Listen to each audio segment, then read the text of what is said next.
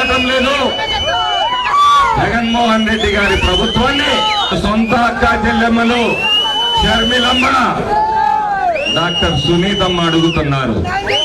మాకు సమాధానం చెప్పకపోయినా పర్వాలేదు, ఆ చెల్లెళ్ళు పులివెందుల పూల అంగళ్ళు కొంగు దోచి అడుక్కునే పరిస్థితి తీసుకొచ్చిన ఈ ముఖ్యమంత్రి ఈ అక్క చెల్లెమ్మలకు ఏం న్యాయం చేస్తాడని అడుగుతా ఉన్నాను.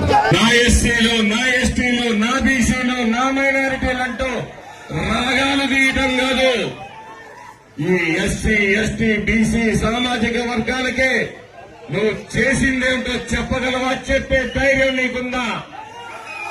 ఏ వేదిక మీదనైనా ఎస్సీ, ఎస్టీ, బీసీ, మైనారిటీ వర్గాల సబ్ ప్లాన్ నిధులను దారి మళ్లించావు. వాళ్ళకిచ్చే 27 పథకాలను రద్దు చేశావు. ఎస్సీలను అన్యాయం చేశావు, బీసీలను అన్యాయం చేశావు.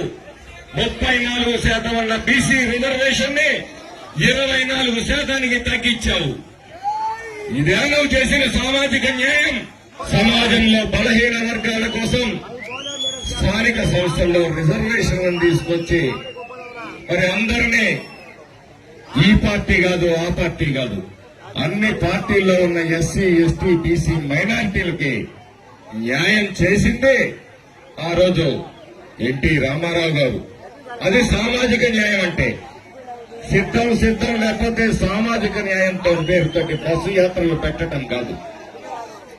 ఆ తర్వాత చంద్రబాబు నాయుడు గారు ఉద్యోగ ఉపాధి అవకాశాల్లో మహిళలకు, బలహీన వర్గాలకు మరి రిజర్వేషన్ కల్పించారు. విద్య పథకం ఇస్తామనే వాళ్ళు ఎప్పుడు కూడా సామాజిక ద్రోహి అని చెప్పి సందర్భంగా నేను తెలియజేస్తున్నాను.